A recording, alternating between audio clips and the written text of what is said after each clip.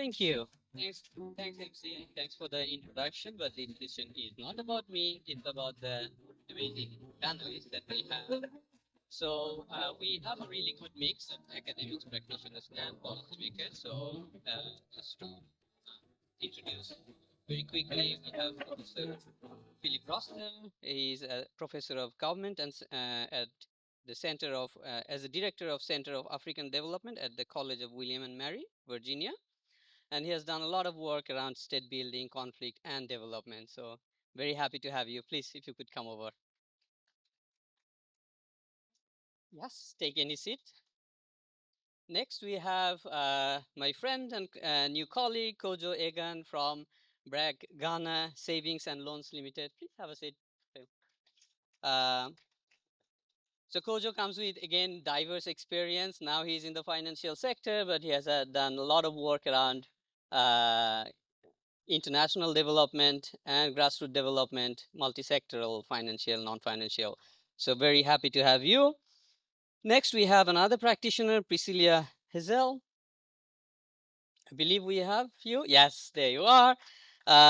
She is a CEO, and you've been working as a business leader, entrepreneur. So very happy to have you as well. Please come over.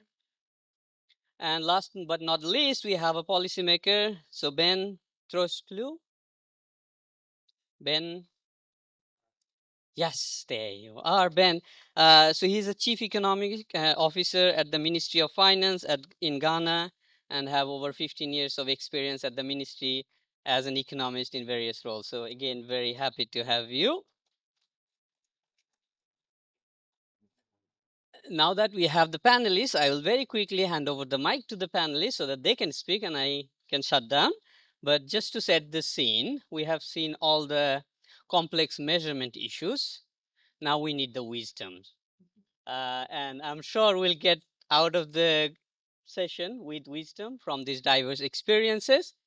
But as my sort of cheap attempt to get some wisdom, this morning I was asking ChatGPT to give me some wisdom about measurement.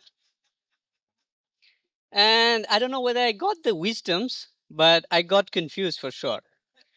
So I got these quotes.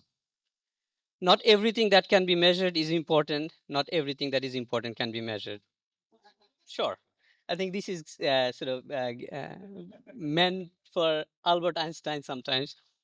But then I also got, you can't improve what you can't measure. Okay. We had to measure. But then we also got, when measure becomes a target, it ceases to be a measure. Okay. So we can take measure, but we can set it as a target. So maybe it has a boundary. And then I also got, only what is measured gets done. So if we can't measure, it won't get done. So I'm a little confused with all these four somewhat counterintuitive wisdom. So with that, maybe I'll start with Phil from your experience as an economist, as a development thinker, and an academic. We can measure so many things, from what is the primary, like, if we take a log frame of what is our intervention output, to sort of intermediary, ultimately what is the impact, what are the knock-on impact of the impacts, etc., etc. How do you prioritize, or how do you stop what to measure? Microphone on. Do I need to?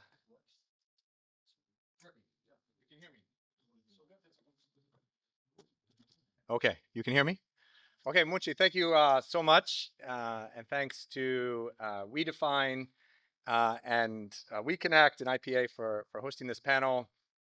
Very timely panel based on the discussions we've had so far today. And I think, as Munshi set us off, and maybe inspired by ChatGPT, like, measurement is obviously very important, right? And we've already seen that from the studies today.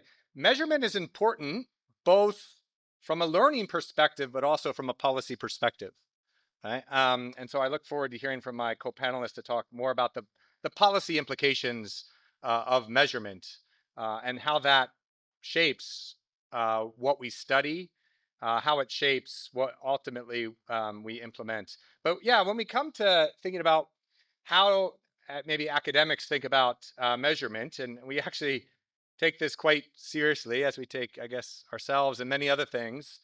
Um, but I think like first when thinking about measurement, we want to, what are we trying to learn, right? And what are we trying to ultimately measure is kind of the first thing that comes to mind.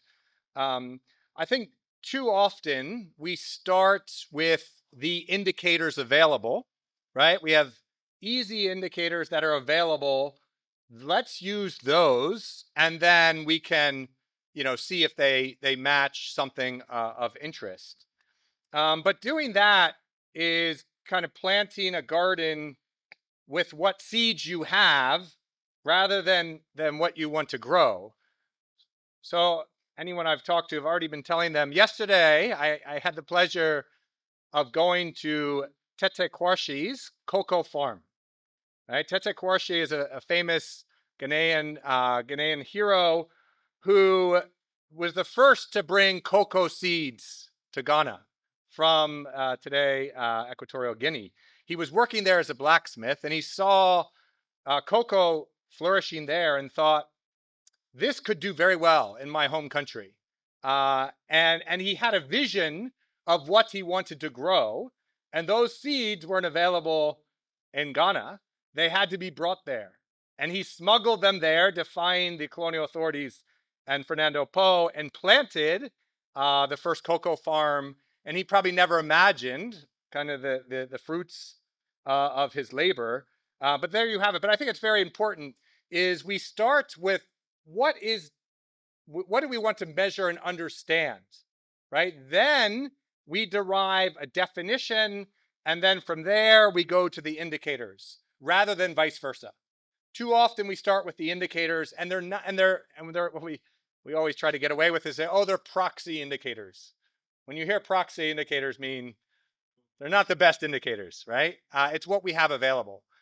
Now, like the Tete Kwarshi example, it's hard to like create your own garden, right? If those seeds aren't available, right? It requires a lot of investment, sweat equity.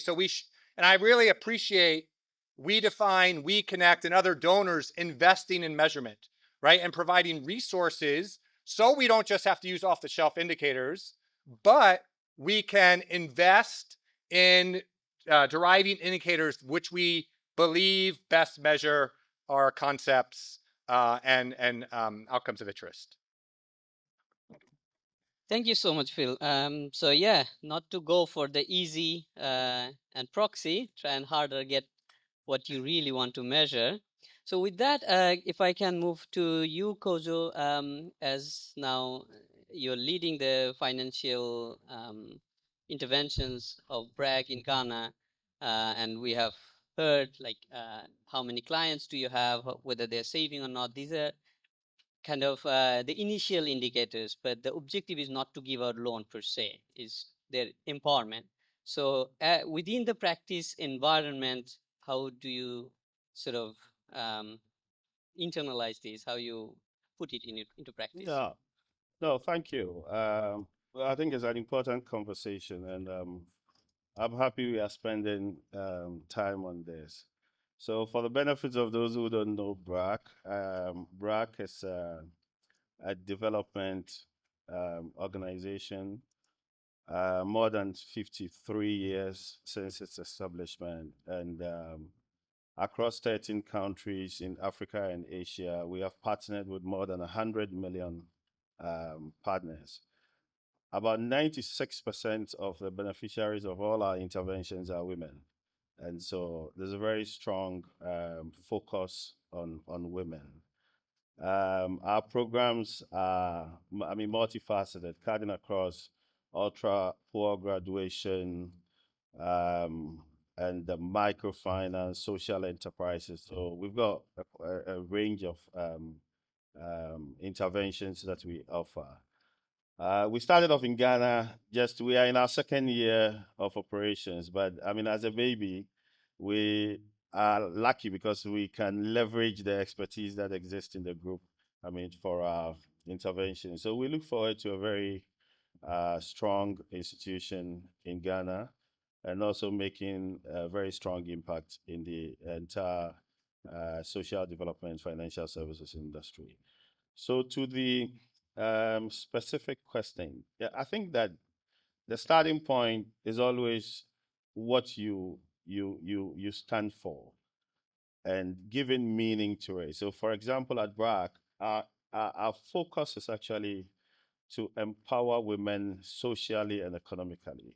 That's like a broad phrase, but what does it mean? So, before we start any intervention, let's say in any rural community in Ghana, we do what we call a household survey.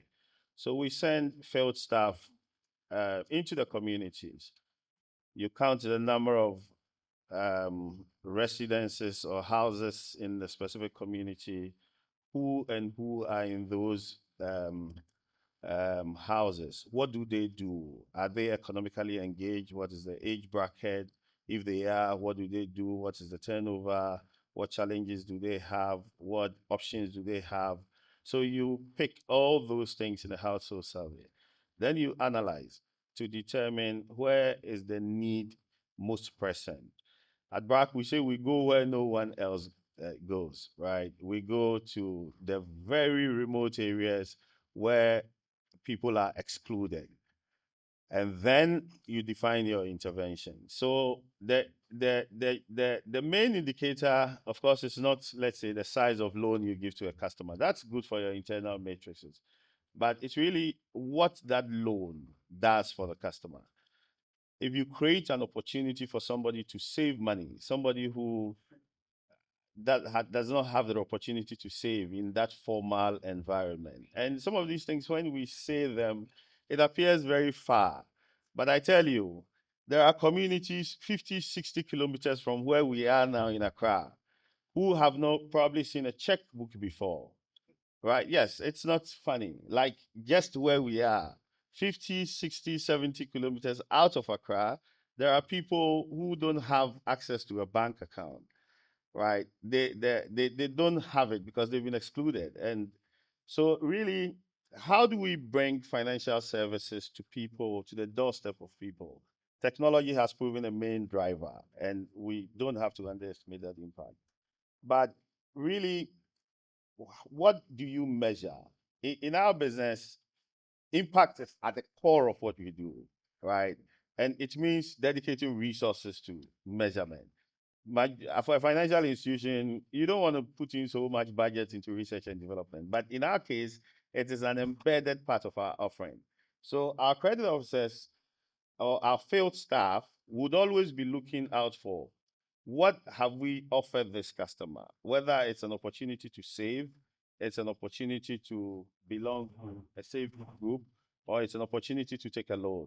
What did the person use that loan for, right? And this is measured. So at the first cycle of, let's say, an intervention, 6 months, before you enroll the customer on the second cycle, the question is, okay, what did the person use the loan for?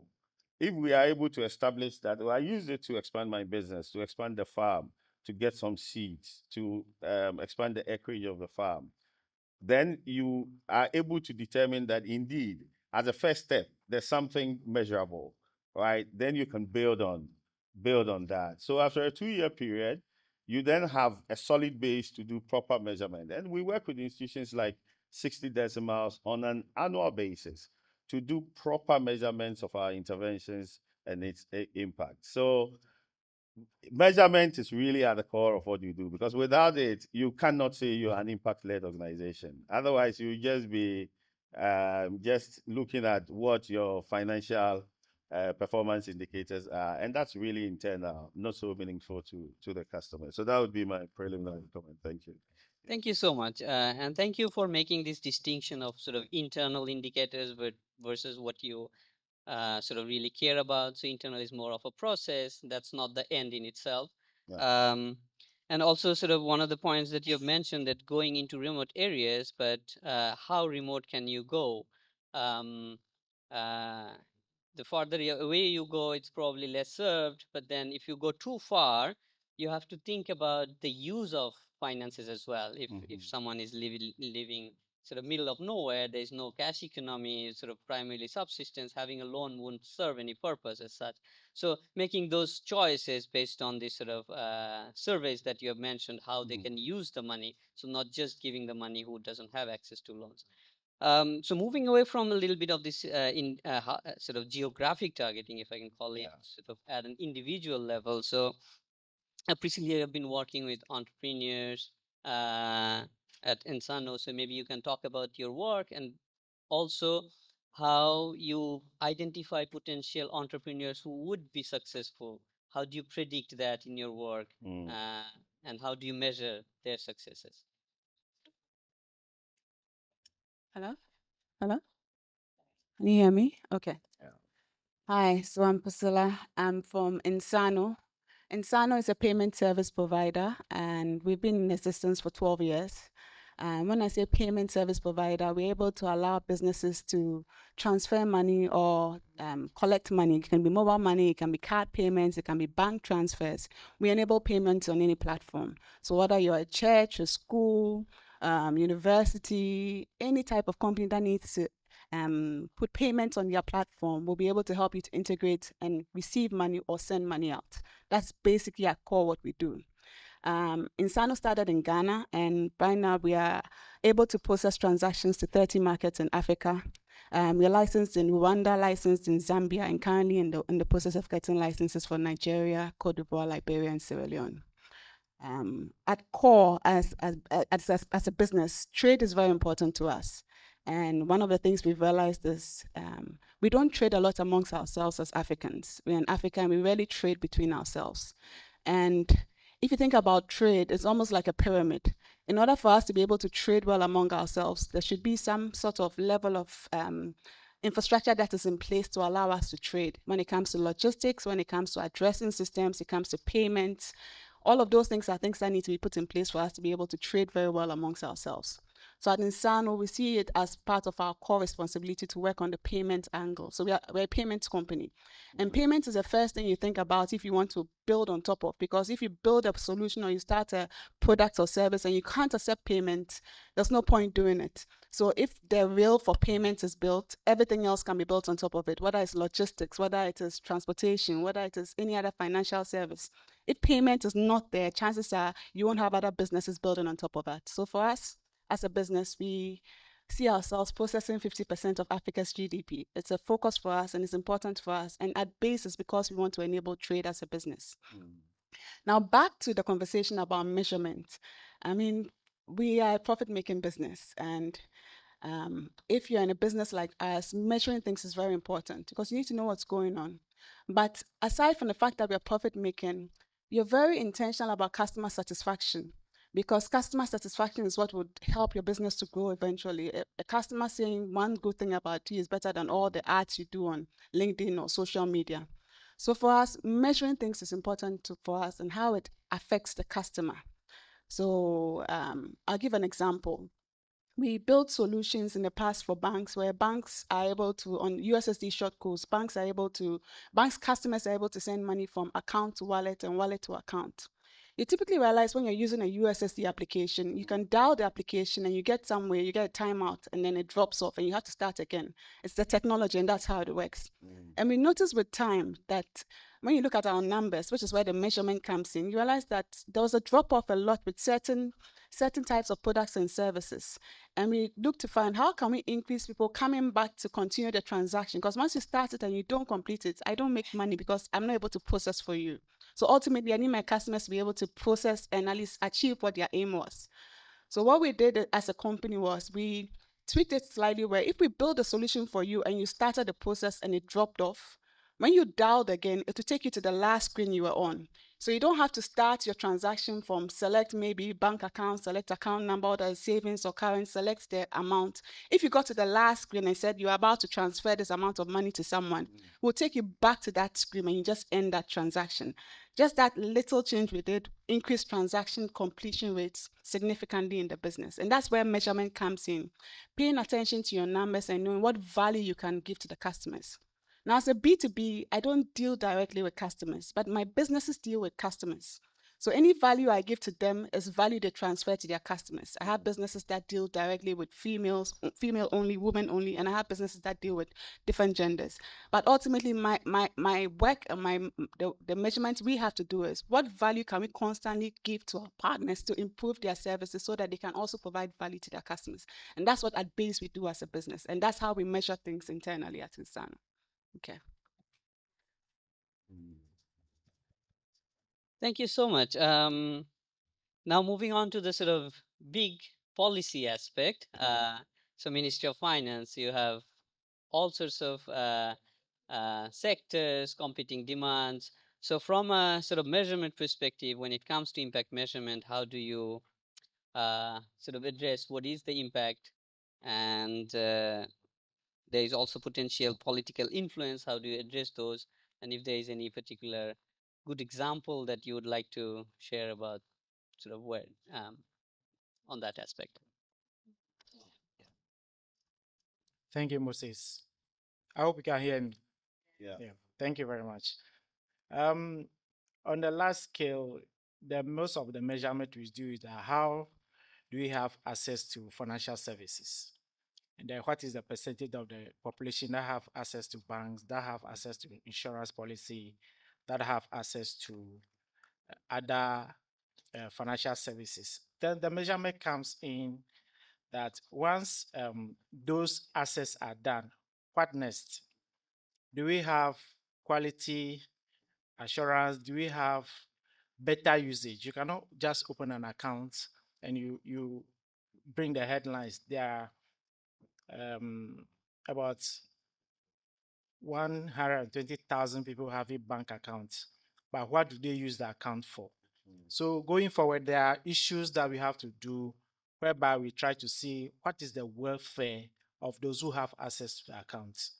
So the measurements cut across whereby we try to see how best that people have access to financial services and how best do we ensure that those financial services impact on the individual that have access to financial services. Also make sure that regarding the women, we try to separate it. We have a lot of mobile money accounts. How many of the women try to use mobile money account apart from transaction, do other services?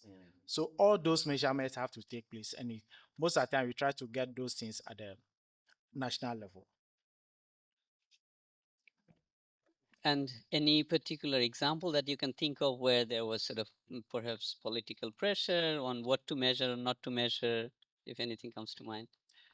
Well, measuring, there are certain indicators we all know in Ghana whereby the political play a role, especially the macroeconomic indicators.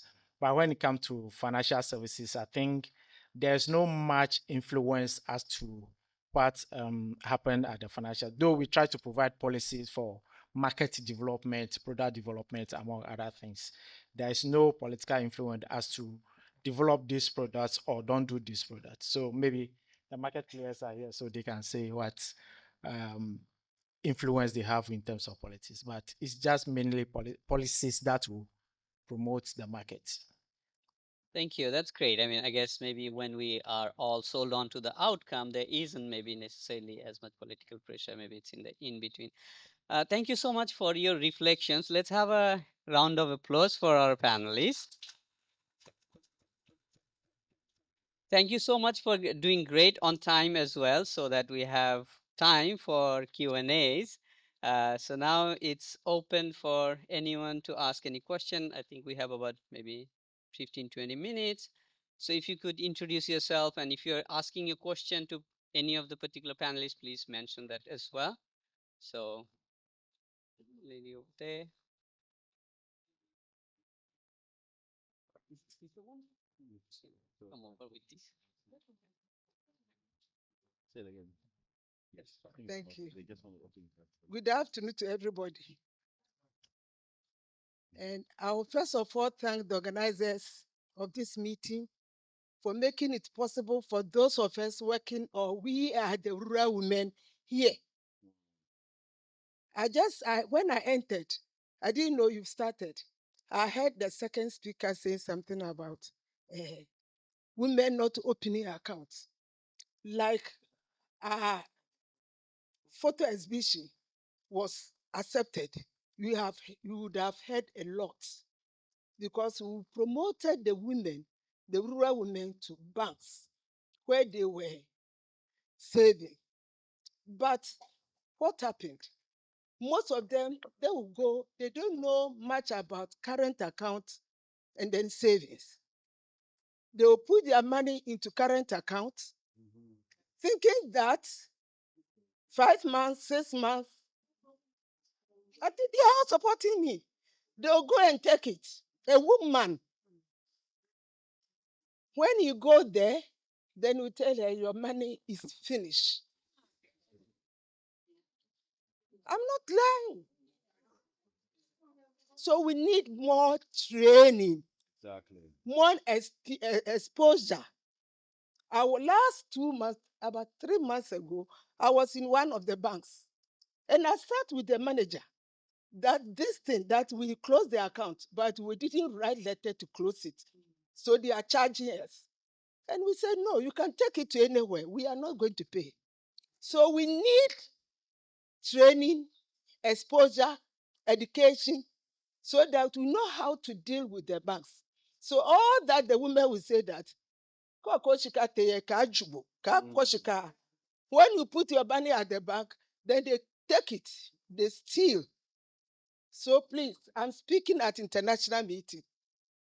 And please, all that I want to let all of us know that the banks need to train more of our women in the rural areas.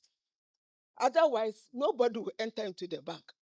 Because we're able, when I started this project, we opened account to so many women. But how many of them are now keeping the accounts? Nobody. Yeah. Because the bank will do what? Steal it to pay the staff. Yeah. Thank you so much. We'll collect a couple of more questions and then go back. Thank you very much. I'm Lydia Adam, Women and Children Welfare Foundation. I just want to add something to what my sister said concerning banks giving loans to our rural women to trade with. From where the background I'm coming from, I deal with women. Sometimes I have them coming to the house. So, madam, this money we have taken, we can't even pay back. And sometimes I take the interest rates. When I calculate, I have a business background. You see that the interest is even higher than what the woman can trade and get. So finally, we have this rural women, a women in the market working for these financial institutions to make profits. And yet those who are supposed to benefit, they are laboring. They are laboring for these banks to make their profit. And sometimes I shed tears. Some of the financial account, I don't want to mention them, 85%. How can a woman take 1,000 Ghana cedis and at the end of the day is paying 85% of that? How much can he make from that? In fact, it's something else. And these poor people, they take it just to trade to get something to feed their poor children. I deal with women, widows and single parents women, and it's sad. Sometimes I have to take some from my salary to support these ones, to pay the loans off. So please, I am pleading with the financial institutions. When they come, explain to them. And sometimes they take premium, and yet they won't explain to the women that this loan given to you is on premium. And maybe the person is with the money trading and he fell sick, is the only source. Then they will come and take the small collateral that he has to pay off the loan. Please, it's sad. Thank you very much.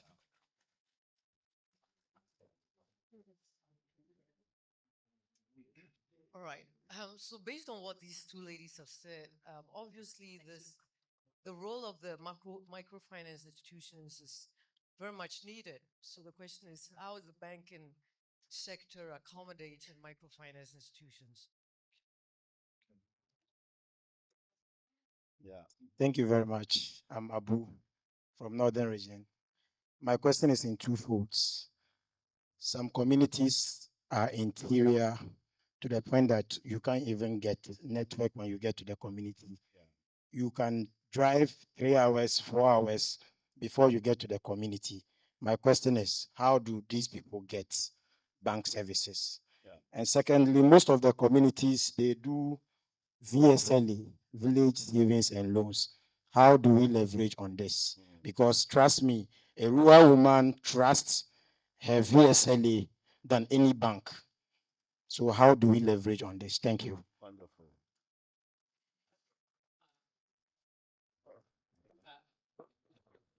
I hope we'll have another round, a chance of another round of questions, but there are quite a few around Yeah. financial sector services. So maybe Kojo, you. No, I'm happy to take it. I mean, thank you very much for those interventions. You see, I think that I mean our contributors should actually be sitting in the boardroom for financial institutions because these are very important perspectives. Let me just try to situate the discussion in the context. From the regulatory perspective, what you describe is a clear case of non-compliance because when you take the Bank of Ghana rules, there are clear guidelines on transparency. So, for example, every financial institution, once you are licensed by the central bank, you have a responsibility to transparently disclose the conditions of a loan to your customer. In fact, you are even required to give the customer that term sheet, right, in advance of the customer taking a loan so the person can decide whether or not he or she wants to even continue with the financial transaction. And there are several rules there that is aimed at protecting the customer. So institutions that don't do that, it's just a clear case of non-compliance that we need to encourage each other as an industry to comply. Then there's the self-regulation bit. I mean, most of you will be familiar with the client protection principles around transparency, around avoiding unfair pricing, around product and service delivery, etc., etc. I can speak for BRAC. I think that BRAC is a very, very transparent organization. I mean, we are very committed to the client protection principles.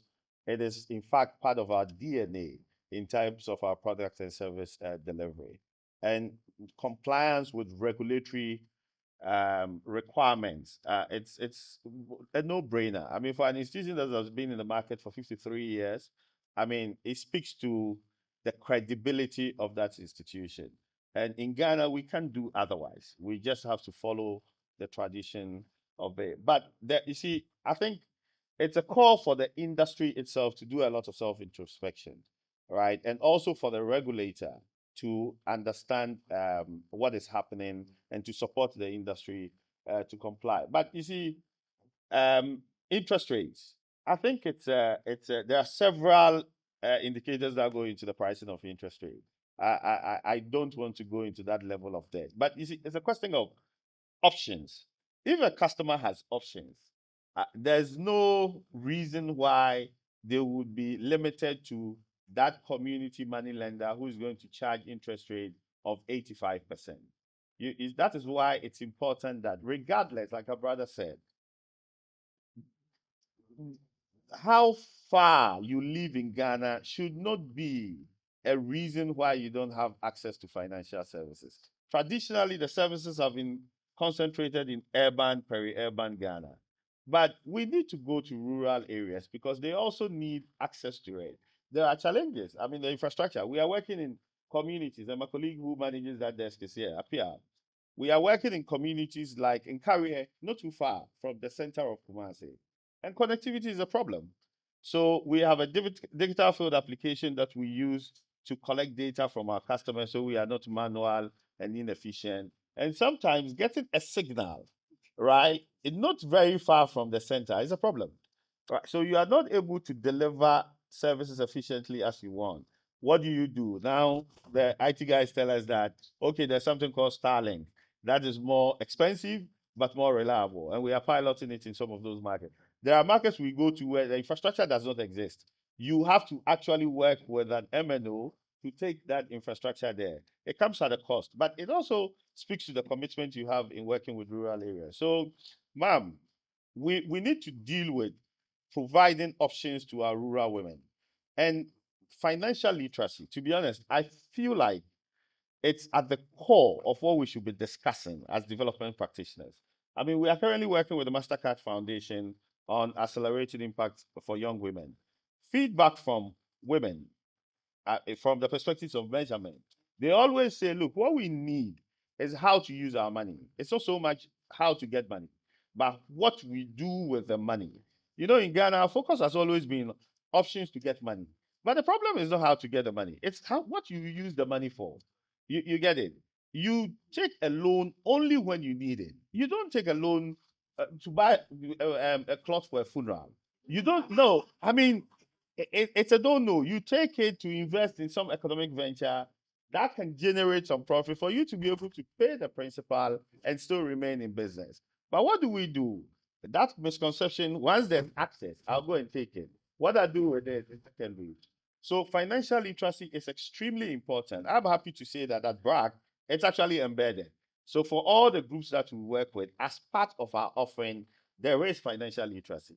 Not only that, digital literacy on how to use a mobile phone to perform financial transactions.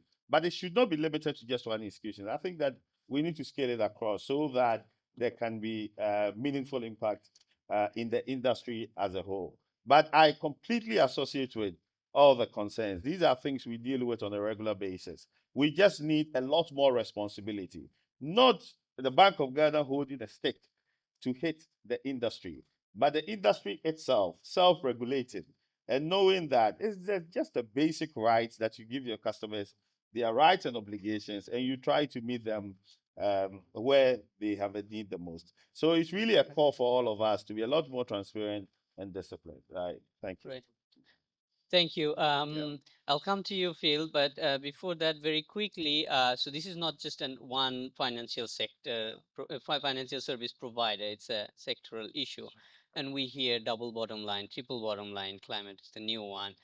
But from the Ministry of Finance perspective, how do you sort of enforce that this sort of, if there are three bottom lines, all three are bottom lines, not one bottom line, two fakes, you know what I mean?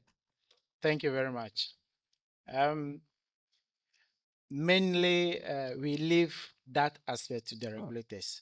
But there is that aspect we also see that how do we protect the consumers? That's whereby most of the regulators have decks whereby people like Madam and Co can report their dealings with at least to the institution and scale it up to the regulator to enable the regulator address the issue and address the various issues. He made mention of interest rate and then he doesn't want to go into it, which is a fact. There is something we call reference rate, which the Bank of Ghana normally issue. But from practice and from organizations like this and from programs like this, you hear that those at the receiving ends are at the mercy of the financial institutions. So definitely we have to do things in such a way that one, we educate the members. As Kojo said, financial literacy is key. Now remember, it is one of the core of the Ministry of Finance, whereby we try to educate people on responsible borrowing, savings, among other things, and also ensure that not only are they able to do things, but they also make sure that they comply with rules and regulations as it entails. Thank you so much. So it's sort of sectoral measures. Let me address the VSLA. The VSLA, yes. Somewhere last 2 years and last year, there was a project under the ministry whereby we attempted to link some of the VSLA to financial institutions. Some are microfinance, some are rural banks, and then some of them are one of the major banks. So the aspect is that they have a season, but how do we ensure that they have a longer process? And we also use their concept, not the banking concept.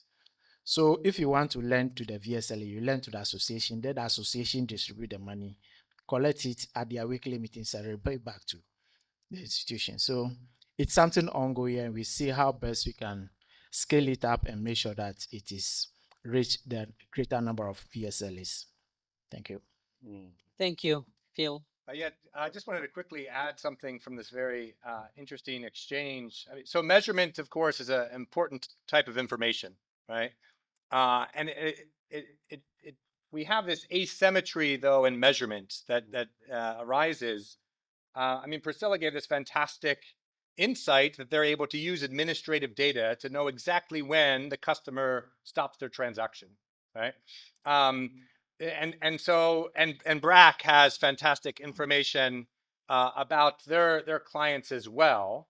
But how much information does the client customer have about the services they're using? And one of the beauties, of course, of digital technology is it does have the potential to reverse this asymmetry, right? Where not just through exits. I mean, Kojo's point was we need more options for participants, or beneficiaries in rural areas, banking options, but they also need greater voice, right? And through digital technology, we have access to voice through reviews, right? So maybe imperfect, but we've seen the strengthening of voice through Google reviews, Amazon reviews, other platforms that give information to others about the experience they've had. And if it's negative, that contributes to a feedback loop, right? So this asymmetry of information has benefited. We use measurement as a key source of information that helps us in our feedback loop. Is this policy working? Is our product being taken up, right? Is this study intervention effective? And it just strikes me that digital technology can also provide this information to end users to strengthen their own feedback loop and voice. How are we doing time-wise, MC? 5 more minutes. Okay.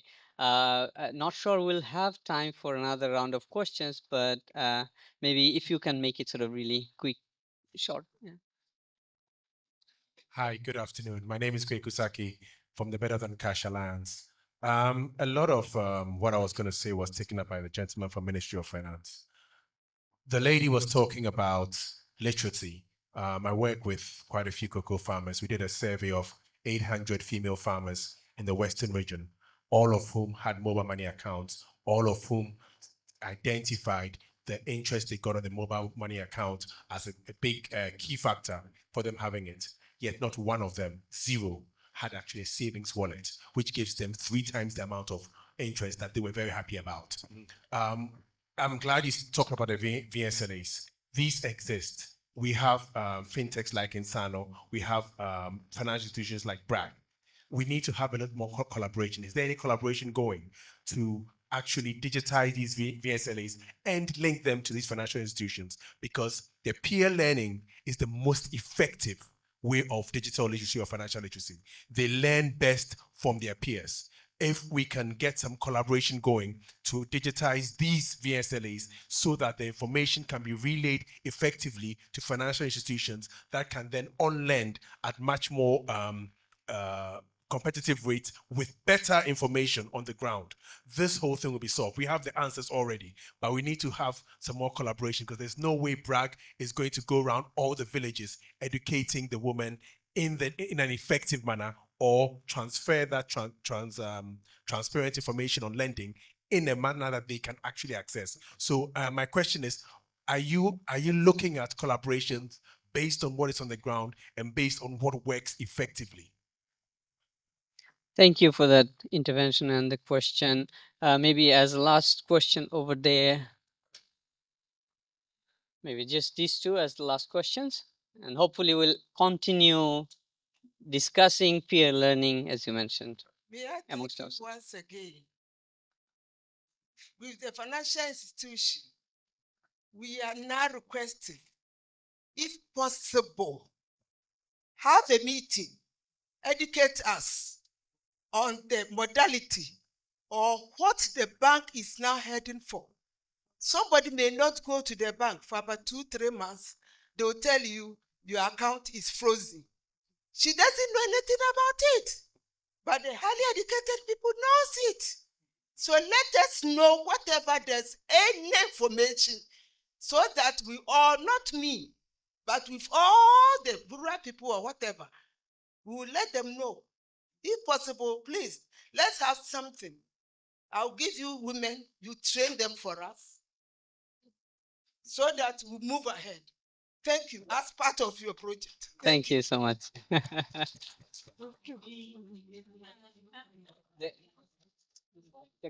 There's one hand there. Thank you very much. I am Amanda Van Thompson from Melexa Foundation. Mine is a contribution. I think very quite often we focus on rural Ghana, forgetting that there are rural communities within Accra. Not quite long ago, I had some interaction with people along the Accra coastal lines. And it would interest you to know that they do not want to have any dealings with the banks because they tell you, you save just as mom said, and then you go to the bank, your money is finished. Once, once they are paid, once we pay them, and I get to the bank, the people tell me that, hey, Amanda, your people have come for all their money. The day they know they are going to be paid, they are right at the bank to cash everything out because they don't want to have their money touched. And so to talk about financial literacy, I think we should disseminate the information very down to the core and not forgetting that Accra also have rural communities amongst us. And then with the internet connectivity, it's even in Accra. There are times that you try, and then you can't have access. So if some of these things are educated to us, maybe in other languages, it will help people. Because if people who are, excuse me to say, not in a certain education bracket, they are not able to understand financial literacy. And so I think maybe Ministry of Education can start something in our schools where we can learn more of finances attaching to the math that we are learning in schools. Thank you. Yeah.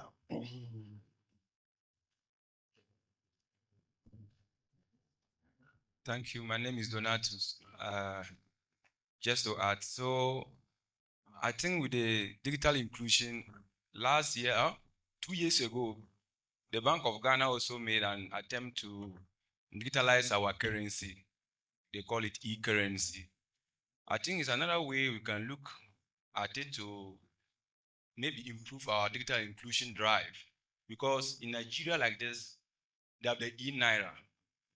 And the e-Naira has been implemented in rural areas where banks don't exist. So if the central bank and that of the Ministry of Finance can come together to collaborate to see whether we can speed the adoption of digital currency in Ghana, it will also help, especially by removing that kind of institutional barriers where we can make by educating the people in the rural areas in the use of digital currency. Thank you so much. We are at time. So I would like to hear like one last sentence or sort of one final thought from each of our panelists about all the conversations that we had around the sort of limits. So I'm hearing about the limits of inclusion in banks. It doesn't seem like we should include everyone in bank. The same can be applied for digital inclusion. Maybe not everyone should be included there because there could be unintended consequences. So intention isn't enough. There could be pitfalls as well. But I guess for measurements, we will have to keep pushing the limits of measurement so that we avoid those pitfalls and make the most. So with that, I would ask each of our panelists from Benjamin, you to Phil, any final thought you'd like? Thank you very much. One major thing I picked from the earlier presentation, I think amnesty, was about improving digital literacy, financial literacy, and then cultural norm about women. Based on the discussion so far and the questions coming, it boils down to one thing: financial literacy. The school curriculum, it has been on board for a number of years. Some of us think that it's high time we do that. We start from the teacher training because they are going to impart the knowledge. They come down and and it should be examinable.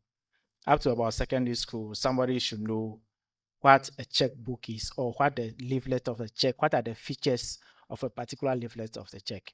Thank you very much. Thank you, man. Priscilla. Hello? Okay.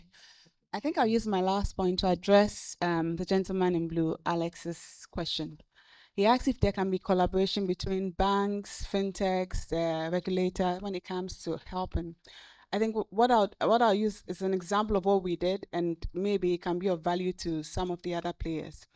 In Zambia, so we operate in Zambia. In Zambia, we had a collaboration with an NGO and a bank and ourselves. We were the technology providers and a telco. So what happened is, I think in the copper belt in Zambia, there are a lot of farmers, and a lot of them are women, and they have a lot of susu groups. So what they do is, you know how susu works, where they meet in small groups, and usually there are three people who are like the main people who have the keys to the box. There are three padlocks on the box, and you can't take money out of the box unless all three people have bought the keys and opened the box and taken the money out and locked it again. So whenever you're giving money out, everybody's aligned. There was some transparency to that effect. So we were asked to help translate that solution into a digital format so that it's also convenient. There's a lot more transparency for them. So what we did with the team was we actually had to go there and spend time with them, ask a lot of questions about their processes, why they do things the way they do, so that now you're building following their pattern, not what we have built and given to them to do. So everything we built was based on the patterns in which they operate as susu groups within the copper belt. So what happened is we built it on USSD, and because the telcos were involved and the banks were involved, for us, we agreed that there were going to be no charges on the platform. So if you went and you put one CD on your wallet, it was exactly one CD, nothing else was deducted, because there needed to be a way where we get them to adopt the solution. And those were some of the decisions you had to make, incentives you had to give. So we did that where you build a solution, you dial a short code, everybody had to sign up. And there's a lot of training for months, weeks on end, to show them how it works, sit with them after it's been done, let them see the value over time. So if anyone wanted money, there was a way you could request for the money. And the three people who would have had the keys needed to approve by putting their mobile money pin as they will. When that happens, the money is immediately sent to the person's wallet and they receive it. And then when you have to pay back, there's a way we show you how you have to pay back to the group. Everybody within the group can get SMSs to know how much is in the group, how much money has been given out, what is happening with their money. And then there were no charges. So to some extent, there can be some collaboration between the different players if we make a decision to do so. The challenge with some of these things, especially for profit-making organizations, is as you're thinking about financial inclusion, you're also thinking about your business model and the fact that it's also sustainable. That's what tends to happen. But usually you'll be able to find some synergies at some point. For us, the synergy was where we were not charging, so we didn't make any money on the project, but there was a lot of data and insights we got that helped us to improve products and services for other partners who would have been paying us. So we're able to make those trade-offs at some point. But the value in that is we started with a small group of people, and as of now, we have over 200,000 people using the platform. And this is not because we went out to the 200,000 people. It's because the women themselves told the other groups about it because of the value they saw. So it became something that they all use now. Now, there's no marketing. We don't make any noise about it. People are just signing on their own, and they are being taught by the other women in the other groups. So that's how value, I think, can be created. And there can be collaboration between banks, telcos, and civil society to be able to offer solutions and help with financial inclusion. Yeah. So to your point, it's possible. Yeah. Thank you. Yeah. So Kojo, any Yeah. final thoughts? How you No, guys thank move you. on? So just to say that, I mean, BRAC is very much aware of the agency, the importance of financial literacy. And as I said, in partnership with the MasterCard Foundation across the 7 countries we work in Africa and Asia, we have a very ambitious plan to provide financial literacy to more than 1 million women in the next 3 to 5 years. So that program is ongoing and is an embedded sort of part of our service offering. So I think we just need to engage some more at the national level so this becomes sort of part of what the industry offers. The conversation on the ecosystem engaging each other. I think it's an important one. We need to talk about it. I mean, we have the various associations like Bankers Association, you come to the Savings and Loans, FinTech, but I haven't attended any program where all of us are seated in one room like this and asking ourselves questions whether it's working or it's not working. So I think we need to engage some more. I mean, I see my friend Apia Adumaku of CATS International, who's been doing a lot of advocacy on pricing. As recent as 2 days ago, he was talking about ATM charges and how unfair they are. And he's engaging the central bank to put in some interventions to moderate any excesses in that. So I think it's not just the regulated institutions. There are a lot of actors who have a strong voice in that space, and we all need to speak together. Look, in closing, if you take any institution, just read their mission or their mission statement and their objectives. In there, you will see that there's a focus on the customer, right? I think what we should do is that we should listen more to what our participants and the contributions that have come.